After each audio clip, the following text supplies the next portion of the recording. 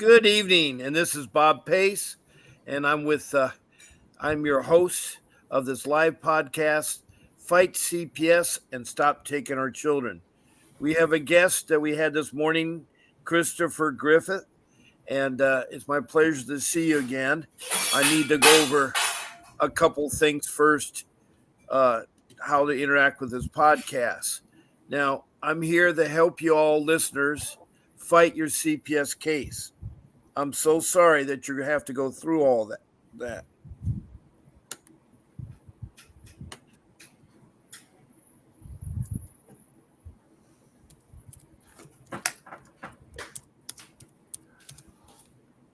Yeah, no parent should ever have to grieve the loss of a child that's still alive. Yeah, I agree. That is thing is here. The first way to interact with this podcast is to be a listener. And any of you that are listening right now, that's great. You don't have to talk. You don't have to participate in this podcast. Just listen. Maybe there's things. John, the toast. Okay. You have to be a you can be a listener. Now the second thing is with the podcast interact is you can type in comments, text me in comments. But when you text in comments, it's very important that you talk about the CPS. I know it's hard. We all have a lot of issues that we like to talk about. But in this room, I'm with the child protection system, anything related to that.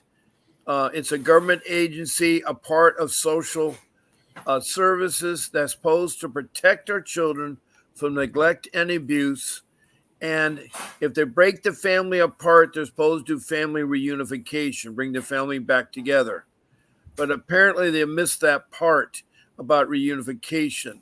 Also, they don't seem to be very friendly towards family or anything else. Yeah, it's definitely a misnomer.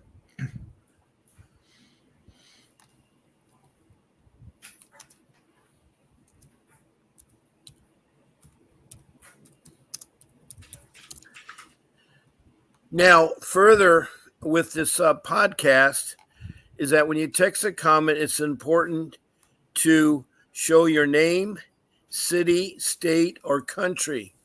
And when I say country, I've had now over 13 countries that have found me on Facebook and are broadcast on YouTube using the StreamYard application. And I want to welcome countries as well as the U.S. And so far, we've had one person from Bangladesh, another person from New Delhi, India, and then we've had several people from Africa. We've had South Africa with the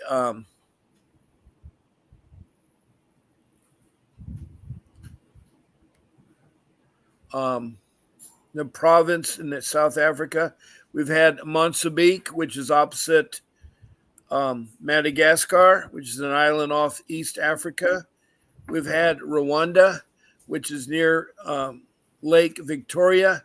It had a horrible incident in the 90s where they eliminated over 1 million people and raped 400,000 women.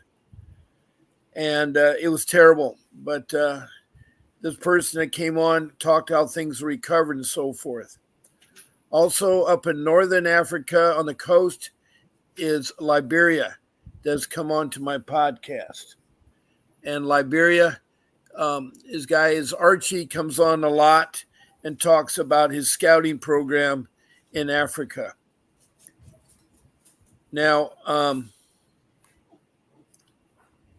the other countries have been Europe, England, Scotland, Wales, United Kingdom, and Denmark and Sweden. Then across the pond, we have North America, where we have Canada, the East Coast, and the West Coast. And then we have all the 50 states I've talked to, including Washington, D.C. And then south of the border, Mexico. In fact, they've actually called in besides texting.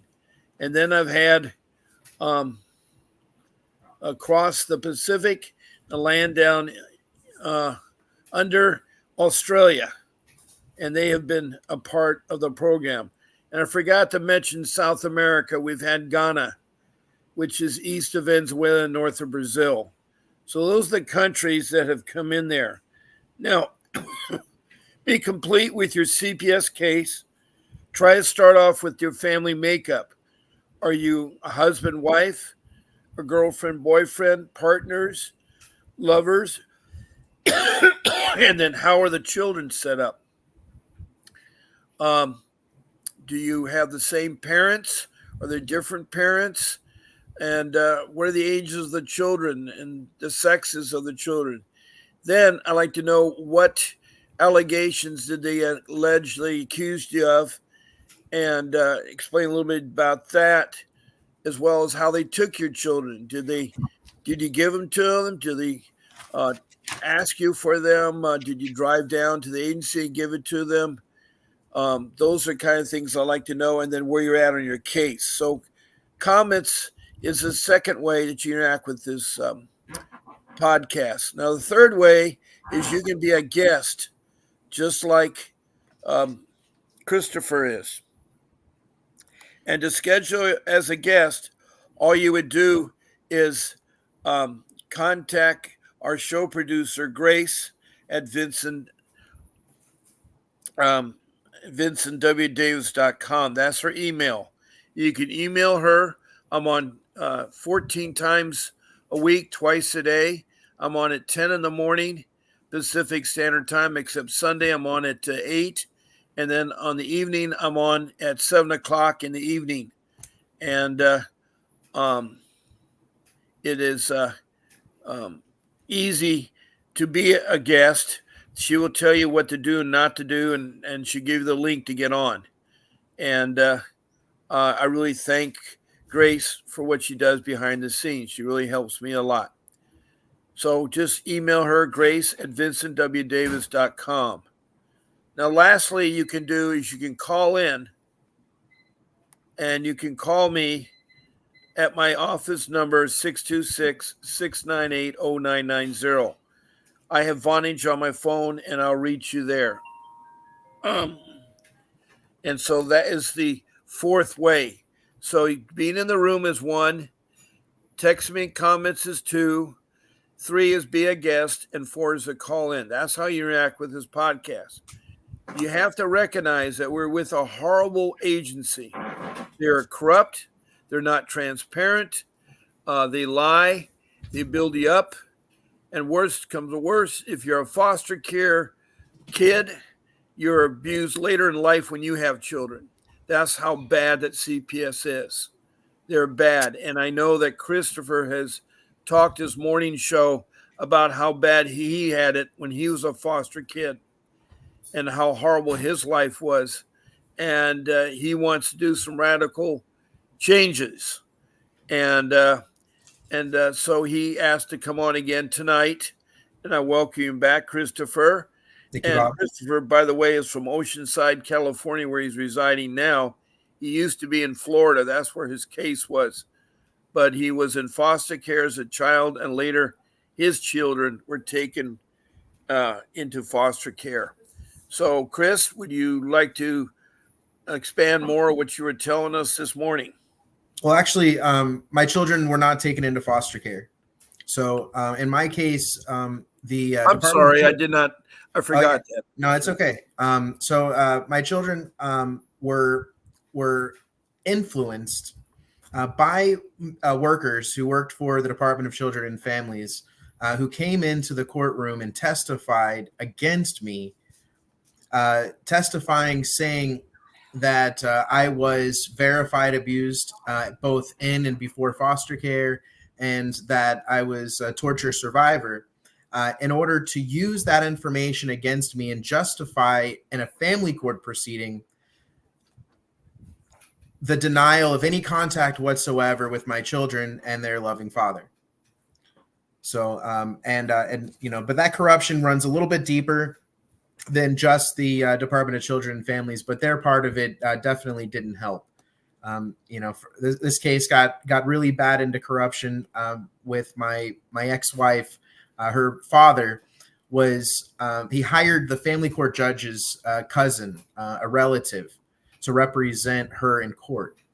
And having the judge's cousin representing her, she literally got anything that she wanted. And I had two attorneys who quit on me over the corruption.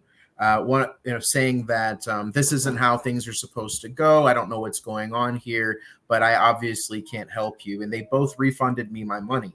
But it showed me that the corruption was so bad, and that there was no possible way that I could fight this. So I am glad that my children are not in foster care, but unfortunately, what they are in is they are in the homes with their mothers who are abusers. And being in the home with an abuser like that, if they're in a vulnerable position. And now that I am out of the picture, a safe parent, when they're put into a dangerous situation, which they're already actively in one, and DCF gets that opportunity, they'll be able to snatch my children away directly from their mothers without me being able to even intervene. It is still part of the scheme, but it shows how the generational disparity continues. So, I went through foster care. I got out of foster care. I was gang stalked by police. I was terrorized in family court. And then my children were stolen away from me with the justification being that I was abused and I was tortured. And so, now my kids are growing up without their father. They're in a vulnerable and abusive situation. There's nothing that I can do to intervene.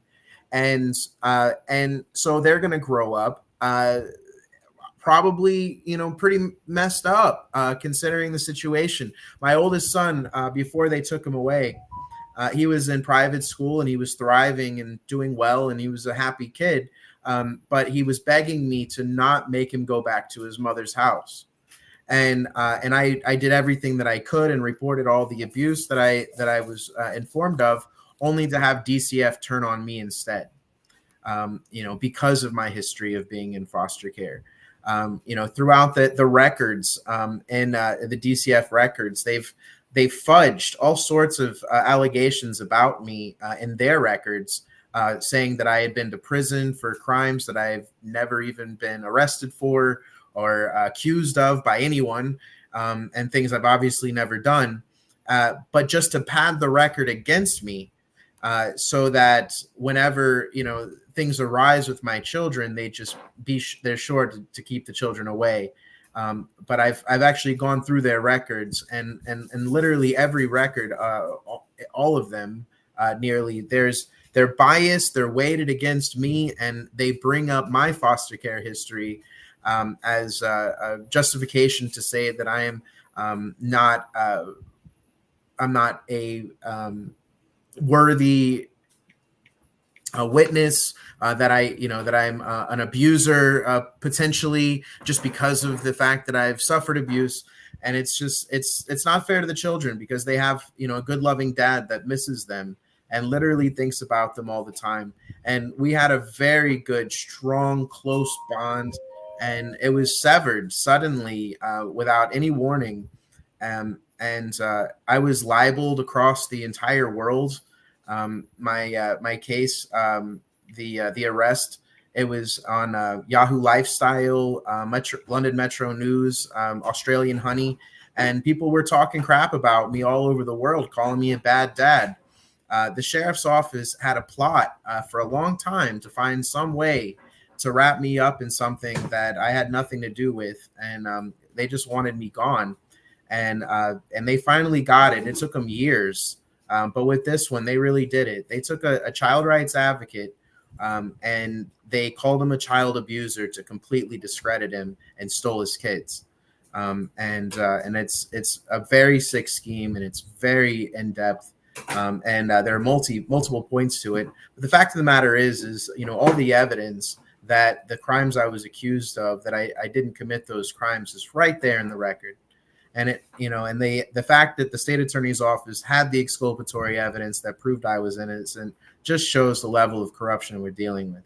And it's a sad situation when there's no such thing as justice and what has been coined as the land of the free and the home of the brave, but is truly the land of the scared and the home of the slave. And that's the land that we're living in right now.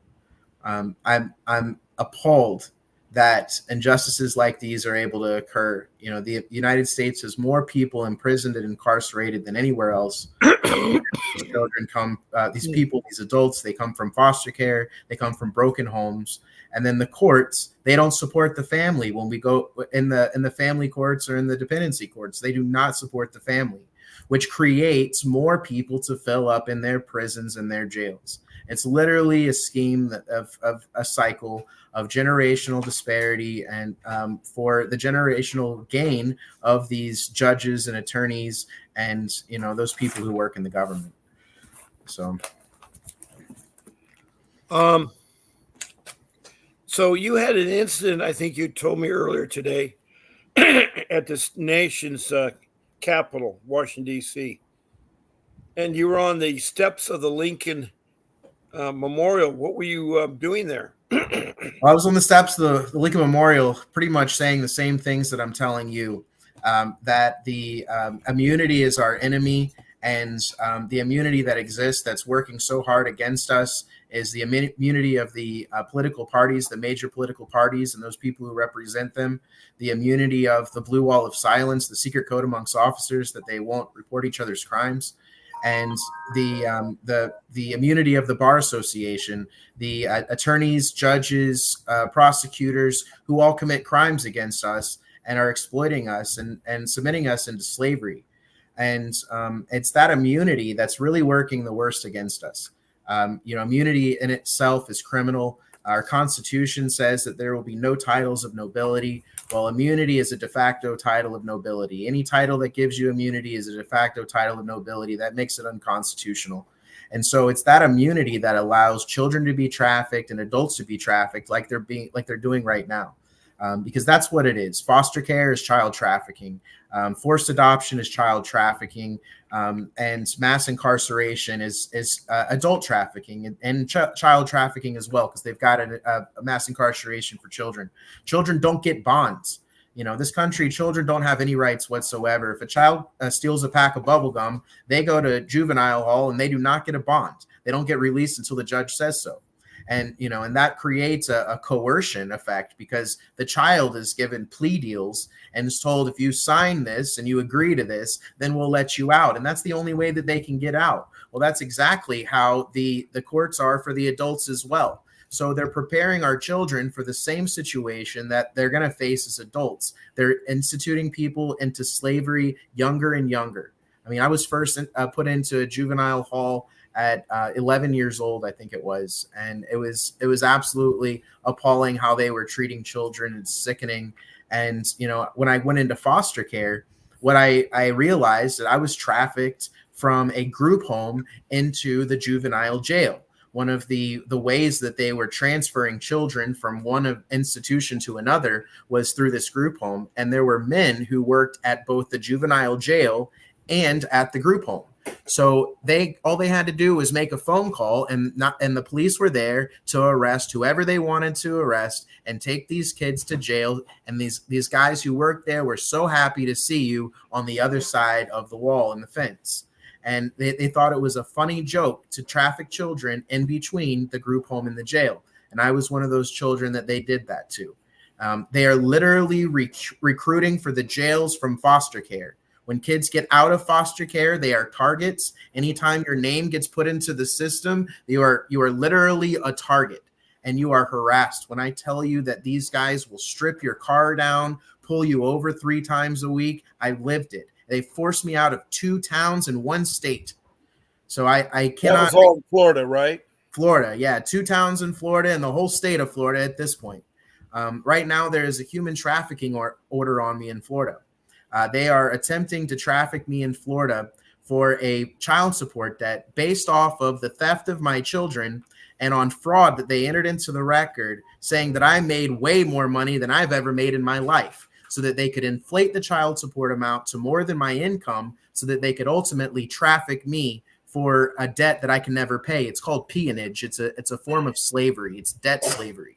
And what that is, it's a life sentence of debt slavery where you have to pay this. And if you don't pay it, will imprison you. Once they imprison you, you come out, you still owe the money plus some more, and you can never get out of it. So you just go in and out of jail for the rest of your life as a slave, all based off of the theft of my children and fraud entered into the record by a conflicted attorney and a conflicted judge in a case who committed crimes in a courtroom. They converted my courtroom into an instrument of crime for their own benefit.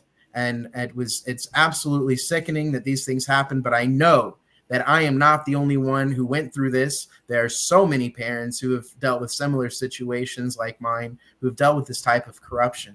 And, it's just the fact is that I'm able to see it on so many levels. And I try to look at it all from an objective point of view. And I try to look at things from the top down. Where did it start? How did it get this way? And that's the question that we have to ask ourselves. Now, when we look at things, there's some things that we can see in the history of the United States. And a lot of these things that we're dealing with, these issues that we're experiencing, are due to executive orders that were signed by presidents of the United States of America. Now, you can see that right now, President Obama, he signed an act to incentivize the sale of children. He literally signed an act to provide an additional federal incentive for adopting out kids. You've got Bill Clinton back in 1996, I believe it was. He signed the Deadbeat Parents Punishment Act. That is the order that is based off of the trafficking of me now. They put that debt warrant out for me in Florida. Now, it's not enforceable, I guess, anywhere else. At least they haven't tried to yet. But in Florida, if I get caught in Florida, I go to jail for 6 months unless somebody pays a $4,000 ransom. Well, that's because of Bill Clinton when he signed the Deadbeat Parents Punishment Act. And that incentivized the states, and it gave them $2 for every $3 that they allege that they spend on enforcement of child support payments. And so the states have been incentivized to go after people who don't pay their child support. And then they've also incentivized every single case to have the maximum amount of child support possible and create impossibilities and delete parents so that they can have a financial aspect for it. It's turned into it's like a $50 billion industry, child support alone. The states collect the money. They make interest off of the money, and then they charge fees for collecting it and distributing it. And at the end of the day, they're making millions of dollars a day off of debt slavery, debt slaving parents who are denied equal time with their parents or with their children, and sometimes any time at all, which is sick. But that's one of them. But another one of them, and this is one of the biggest executive orders that Can we stop here for a moment here, Chris? Sure. I have an interactive show, and I have lots of people that have come on. I need to say hello to them and welcome the board and see if there's any questions that they have there. Natalie is from West Hollywood, California. Hi there, welcome. And Shannon is from Oklahoma. She's the Cherokee mom that has had her children taken away by the Indian tribe. Natalie further says there's also the lack of any evidence, and she supported to sign the order bill of Clinton of 1997. And Shannon and Natalie, and we have T. Jan that just joined us. T. Jan, where are you from?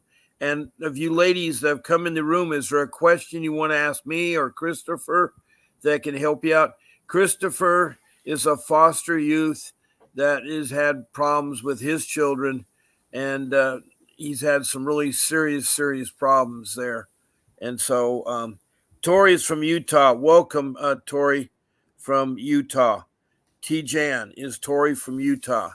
And so welcome. So do any of you ladies have a question to ask in this room?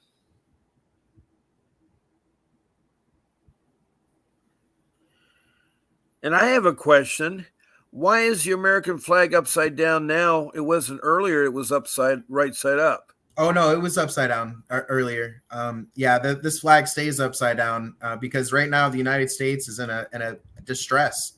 We have got a criminal organization underfoot that has completely taken over our Yeah, but entire not governmental defending the system. flag, I don't think helps out, because our forefathers fought for that flag. And Yes, and many it means that men we're in a sign and of women have distress. died for fighting for that flag, and we And that should what all they've show died for respect. has been trampled upon, and we're now living under tyranny with Yeah. corporations running the show.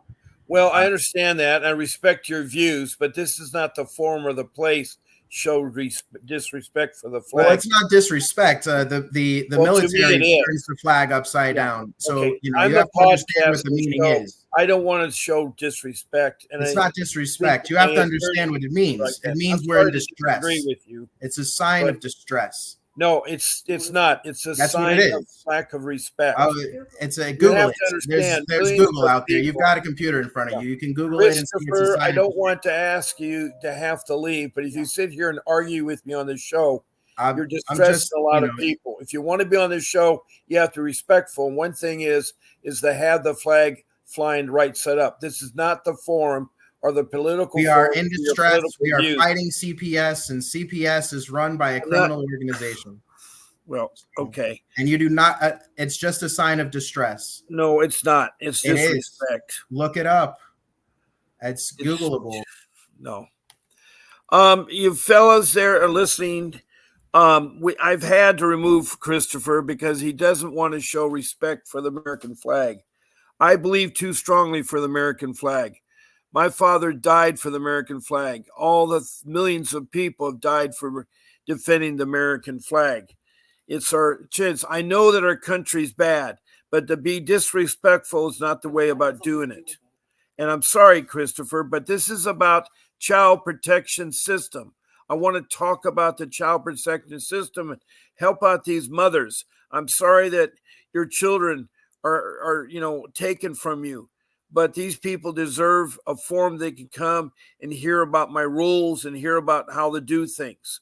So, Natalie and Shannon, is there anything you like me to discuss with you on there?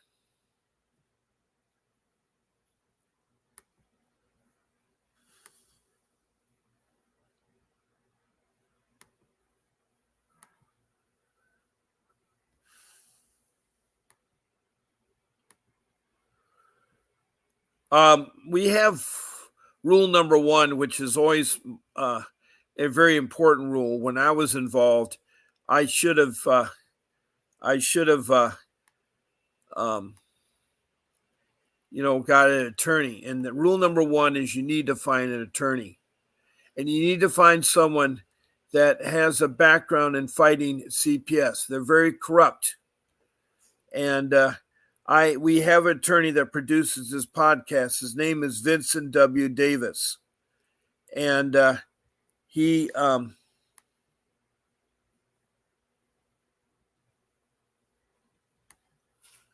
he is 35 years of fighting as a attorney, and he will help you, because right now he's offering a consultation with him for 30 minutes for $60. That's 30 minutes for $60. And so um, uh, all you have to do is call in to 888-888-6582. That's the office. Tell them that Bob Pace sent you.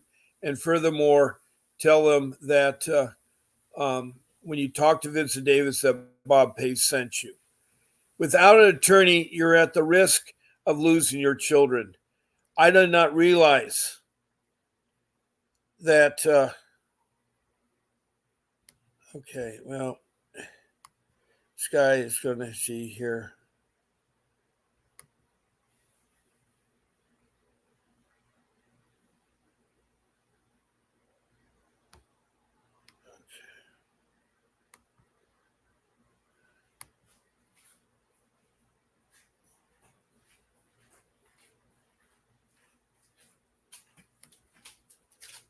Okay, I'm sorry for the rude remarks that this guy is doing. He's invaded our forum here, so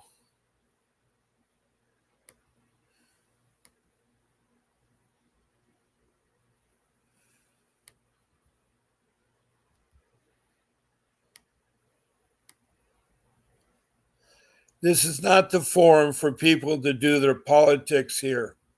And I do apologize to everyone in the room. Um, Now, I was explaining to you.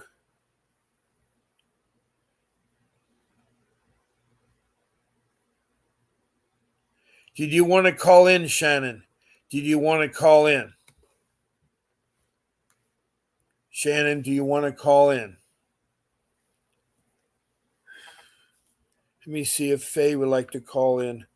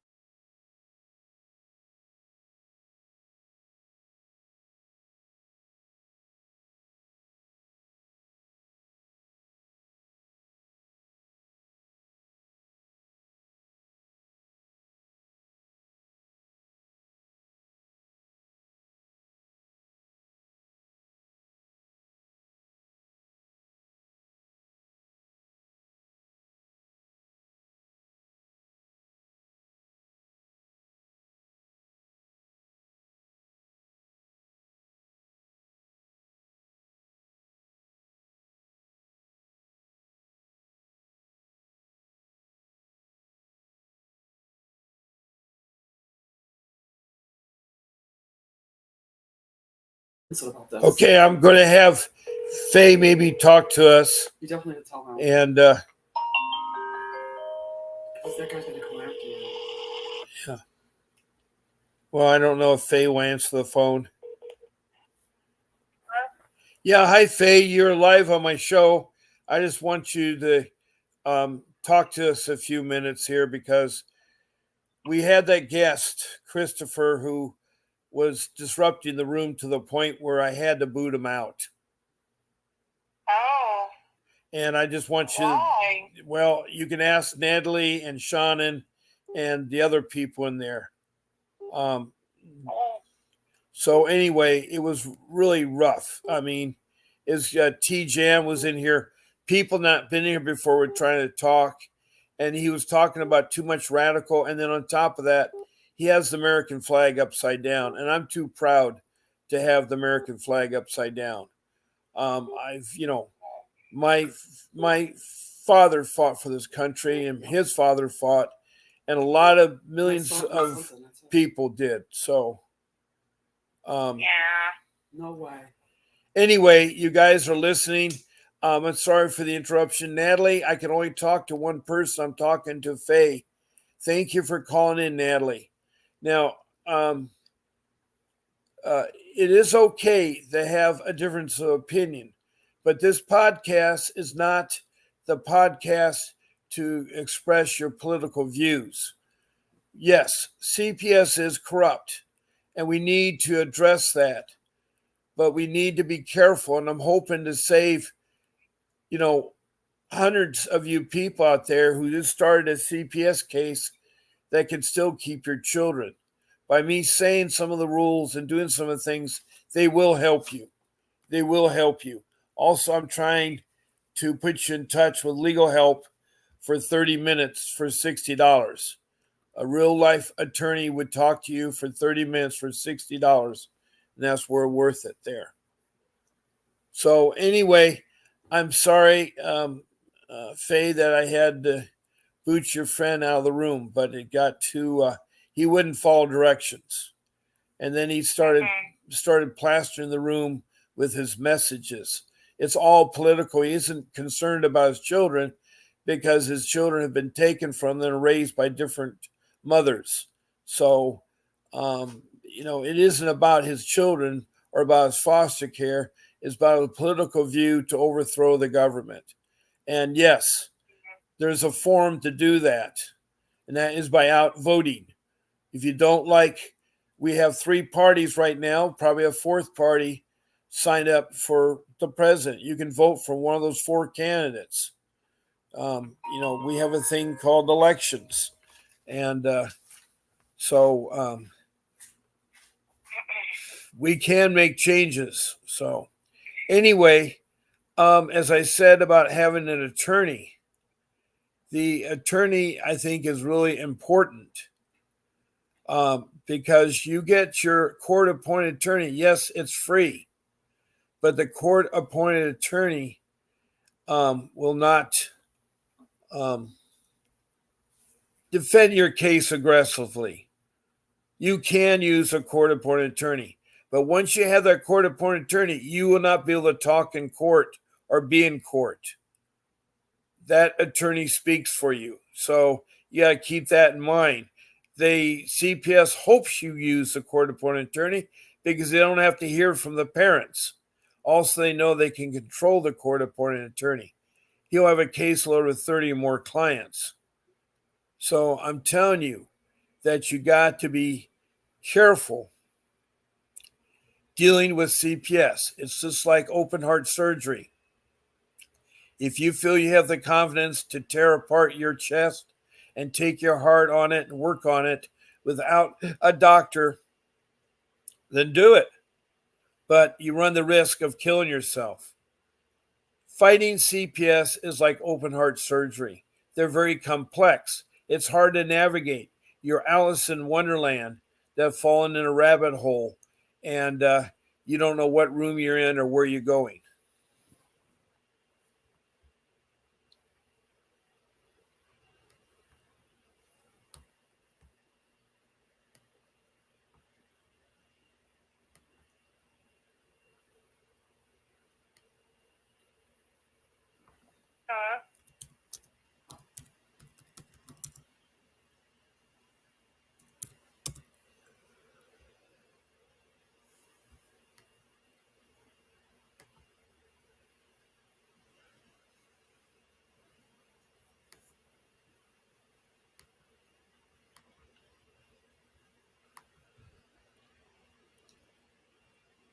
Natalie says hi to you, Faye.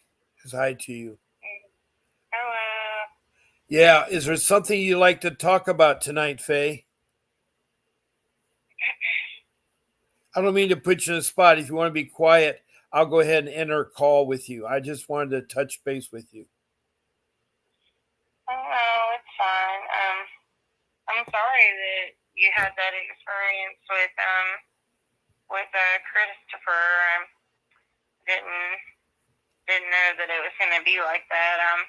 Well, he came on again. I invited him, and the problem is he started right away giving me a disorientation about the politics. He wasn't calling there to continue by his case. And I said, "What about your case as foster kid?" He says, "Don't talk about it." So he's moved on. He wants a forum that is free for him to utilize to propagate his views. Now, I respect his views, but this isn't the place. He should get his own SteamYard and YouTube channel set up and do what he wants to do, is run a political movement. He wants to change everything. And one way you can tell that is when a man or a woman turns the American flag upside down. They no longer want to be a part of this country. And as a small child, I was supposed to stand and pledge allegiance to the flag.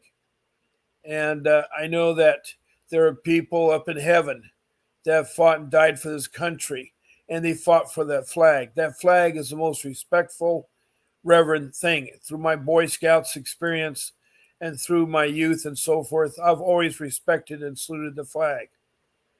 Even though I know that some people turn it upside down as a semblance of the nation being under distress. You know, not everybody that does that means it as a form of disrespect, but I guess it means different things to different people. Well, this isn't the room or the forum for it. I like to talk more about my CPS things here. For some of you listeners, I think all of you heard about the pink ladies. Those are the kind of social workers that we have out there working. Now, T. Jan is from Utah. She's Tori from Utah. I don't know if she's been here before, but we have these group of social workers working for the Child Protection Services that in Prescott, Arizona, decided to buy pink T-shirts and stencil on the front. And he stenciled this on the front. They are professional child kidnappers.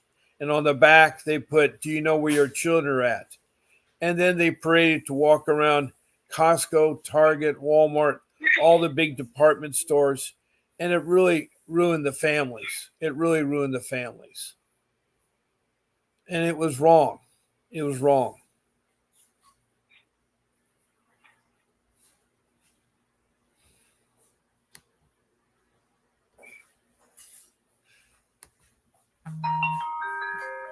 They were removed and they were banned, fired, as well as the director. The director was too. The director was too. The flag upside down is their Civil War, man. Yeah. So, one moment here, a second here, you people. I got to be right back. I'll be right back.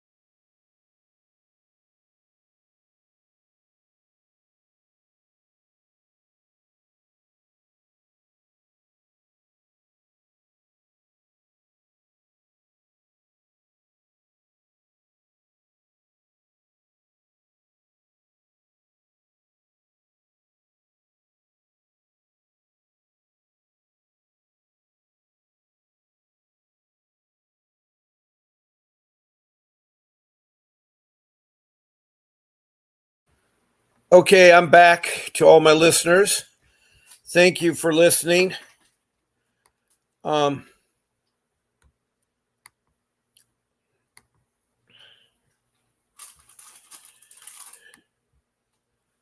had a long message from Shannon Broadway. I feel that the court appointed advocate was going to seek truth to my situation based on what she said and portrayed. But after what you shared with me yesterday, I'm not so sure. She told me she wasn't from Oklahoma, but Texas, and was unfamiliar with Oklahoma and the Cherokee law, but was learning it, and said that she had 40 plus years law enforcement background, thought that would be possible, plus to my case with the police corruption involvement. The problem with the CASA people, and in my case, I had one, my wife had one, my children had one. And with these CASA people, they become your friend. They're supposed to give you moral support for what you're going through. But instead, they're ears for the child protection system. They're ears, and they will say everything they learn about your case. Now, my son had a CASA person who still sees him after he's left foster care, after he's come home. This CASA person, they go out to lunch, but it's very unusual. He's 24 and she is married, and she's going out with a younger guy, and I think there's alternative motives. I don't understand why my son still, it's a friend that he's latched on to. So you got to be really careful about, I know firsthand what the CASA people are like.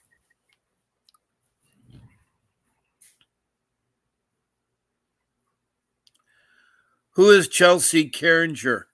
Who is Chelsea Carringer? We're not supposed to use names of social workers or judges or children on the show. I don't know who Chelsea Carringer is. Now, what your case is, it is bad because you have an agency who happens to be the Cherokee Nation tribe. Okay, it's important that we don't keep names, but I'm glad that she's helping you. I'm glad that she's helping you because you're in a tough situation.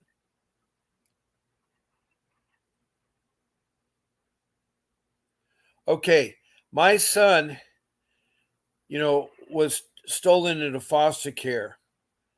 And the Orange County District provided my son with a CASA person. Also, my wife was provided with one. I was provided with one. And all I know is you don't trust them. You don't trust them. And still today, my son still sees his CASA person. I think all she does is ears so she get back to the Child Protection Agency about how our family's doing. They would like nothing to do but ruin our family again. They're very resentful and they hate us with a passion. We got Vincent Davis, who they do not like. A lot of agencies don't like because he's won civil lawsuits.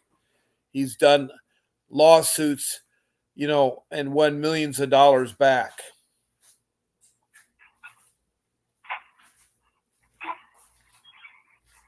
How do I file a 42 USC 1983 form against the state? So in Utah, you got a 42. Let me look that up here and see what I can find for Utah. That's a 42 USC. Okay. Utah 42 USC. I forgot the period there. Okay. And now let me get the rest of that. 1983. Okay, I found it. 1983.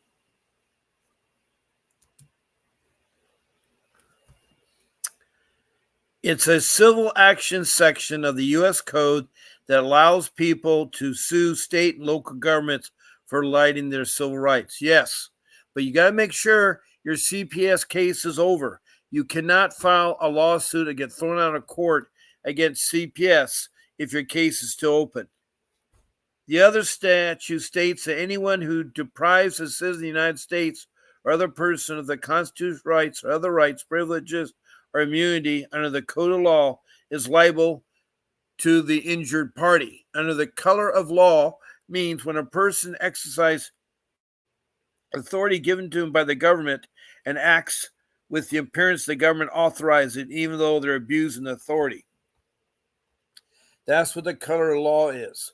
So thank you very much for bringing that to my attention, T. She's from Utah.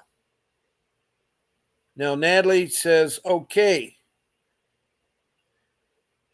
that's a federal suit against DCS. Yes. Natalie further says, you need to file quickly. Well, you have to file after your case is closed, your CPS closed. And you can file both the state or the federal. You can file in federal court or state court a civil right lawsuit that your constitutional rights have been violated.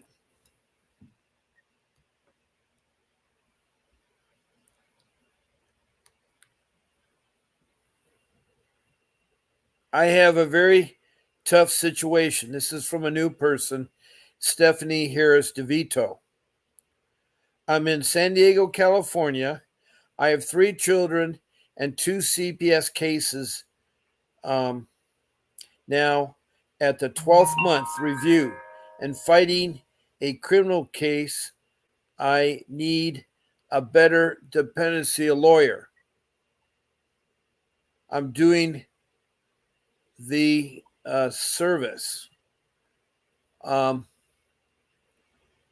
me see. She has things that from CPS. Stephanie, you can contact my office and speak to Mr. Vincent W. Davis. He's an experienced attorney. He'll talk to you for 30 minutes for $60. His phone number is 888-888-6582. So please contact him and he can give you some advice. If you like him, he'll come down to San Diego and defend you. You can talk about his retainer. Now, Shannon says, what grievances and charges can be filed against CPS worker for mishandling a child's case? Well, one is like in my case, the social worker lied on the stand. She lied when she was cross-examined when my wife's sister and her husband were trying to adopt her young child. And the social worker was asked, was there any domestic violence? And the social worker said no. And then my attorney, Vincent W. Davis, read off a whole list of police reports of domestic violence. So she lied. She lied, and she never gave my civil rights. I never had one visitation with my daughter when she was taken. I never got a chance to talk to my daughter. There are so many things they could sue them. Problem is, in order for me to file a civil suit, it's going to take $50,000, and I don't have $50,000. I'm sorry to say. Even though they can keep 30% of what they win, that's a lot of money. But right now, if I want to file a lawsuit, it'd take $30,000.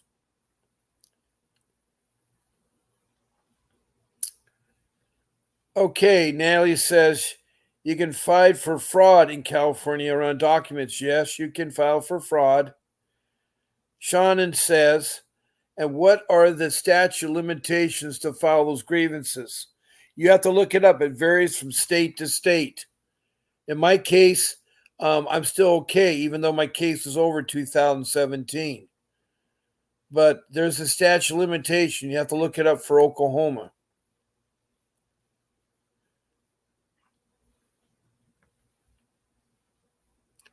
Okay, now Stephanie says she's in Kiva. I thought you're in San Diego, California. Where is Kiva? Is Kiva in California? Yeah, you can sue foster parents, yes.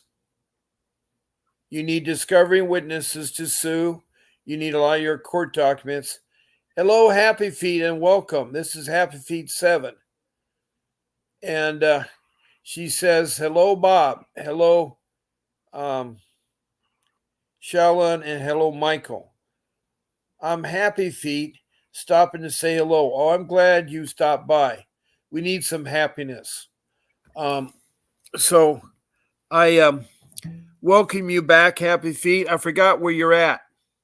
What state and city you're from?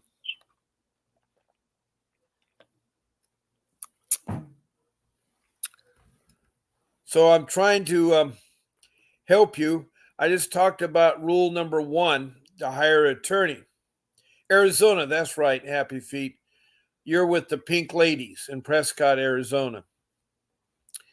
Rule number 2 is your paperwork. I was bad about my paperwork. You need to organize it. You need to get a notebook with 3 rings, something 3 to 6 inches thick. Stuff it full of notebook paper.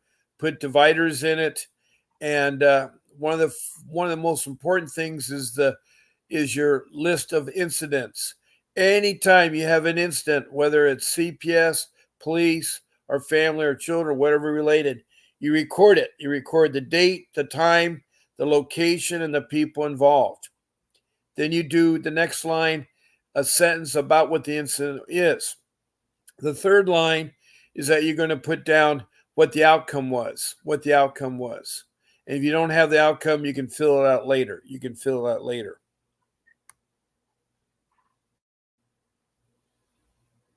Okay, you're from Gilbert, Arizona. I know how close that is to Prescott, Happy Feet. So it's important to have this notebook with all your court documents, with all your parenting classes, your programs. You can make logs, you can hole punch, all your drug tests, everything. So that is rule number 2. Rule number 3 is the tough one. It's where you have to learn and hold back and not talk to social workers. Simple yes, no answers is all you have to say. Also, do not let them in your home. And that goes for the police too. There's only 3 ways they get in your home. One is that you have an incident going on that is threatening the harm of your children, such as maybe domestic violence, or maybe someone is fighting physically, or someone's got a gun, or someone's got a knife, something that can hurt the child. Social workers and police can't enter the home. The second way is if you give them permission to enter your home, they can enter it. So whatever you do, do not give them permission. Do not. The third way is that if they have a court order, like a warrant, it's a legal document that's signed by a judge, embossed with a stamp, and then it tells you very explicit what it's for. It should list the person that they're investigating or persons. They should list the children. Then they should list the accusations, was neglect or abuse, and then they should tell what day they can enter, the date and time, and what they can do. Do they pick up the child or take the child, or can they talk to you? You don't have to do anything. You don't have to give up your children. That's the mistake that a lot of parents make. One of those 3 reasons. So say no. In fact, don't even answer the door. There's been too many people killed lately. There was a black lady that was shot 3 times in the face by a sheriff who was arrested that night and charged with first-degree murder and fired from his job. There was another sheriff that shot a young black African Air Force vet 5 times in the chest, and he was terminated from his employment a week later. But the man died. That lady died. Those are tragic things about answering the doors. So hide out. Do not answer the door. Hello, a parental right matter. He says, hello, everybody. What city and state are you from, parental right matter? I'd like to know where you're from, or country if you're from another country. But welcome. Natalie says, police bother again because I have plastic bottles to go to deposit. I don't know why the police are harassing you, Natalie. You need to explain to me more. T. Jan from Utah says it was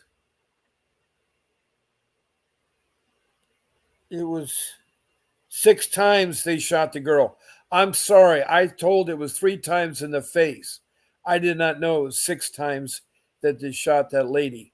I was told from the body camera, I counted the shots, and it was 3 times to the face. So it was 6 times. That's unnecessary. Why can't police learn how to wound somebody or take them down? Why do they have to kill everybody? Again, I ask you, Brianna, what country are you from? What country are you from, and what is your CPS case?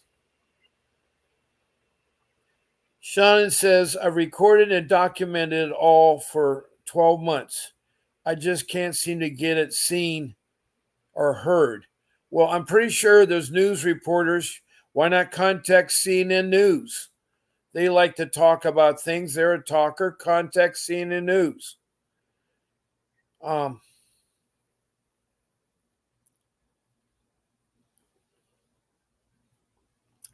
She says, don't they have to have concrete proof of guilt that is said? No, they can make any allegation. When someone, a layperson, calls in and says a neighbor is allowing his child to wander free in the yard, they'll investigate. He's guilty. But the neighbor says, I don't have a child. That is retaliation. Lay people will use the CPS to try to help out their means. Also, the Casa lady talked about going ahead and terminating rights to the oldest they have in custody, but saying my other two would be okay if that's true. Don't trust the CASA lady. She doesn't have any rights to talk about that. That is a red flag. CASA are not supposed to be talking about the case. They're fishermen. They're fishing things for the tribe to use against you. You need to get your word out, Shannon, to CNN News, to the American Broadcast Company, ABC, or Columbia Broadcasting instead of CBS. Those news medias, you need to contact them if your people in Oklahoma don't want to do it.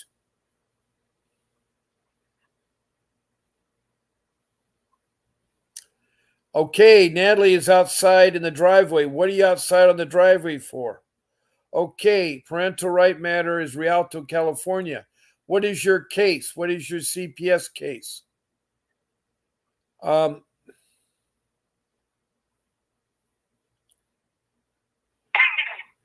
Right now I have 8 o'clock, and so I got to end my show. And I welcome everybody. Again, I want to thank Shannon from Oklahoma, who has a Cherokee Indian having a very difficult time with the Cherokee tribe. I want to thank Parental Matters Matter from Rialto, California. And I want to thank Natalie from West Hollywood, California, for being in the room there. I want to thank T. James from Utah. Thank you for your input. And Happy Feet from Arizona. Thank you for your input. And Stephanie DeVito, who is from San Diego, California, who also is in Kiva. I don't know where that is. And then I want to thank, who else we have here? I think I covered everybody. T. Jan I covered, from Utah. And I want to thank you all, and God bless you all. And also I want to thank Faye, who's been on the phone listening and trying to help me. She is a remarkable lady. And so I want to thank you all for listening. God bless you. Keep fighting for your kids, and see you tomorrow.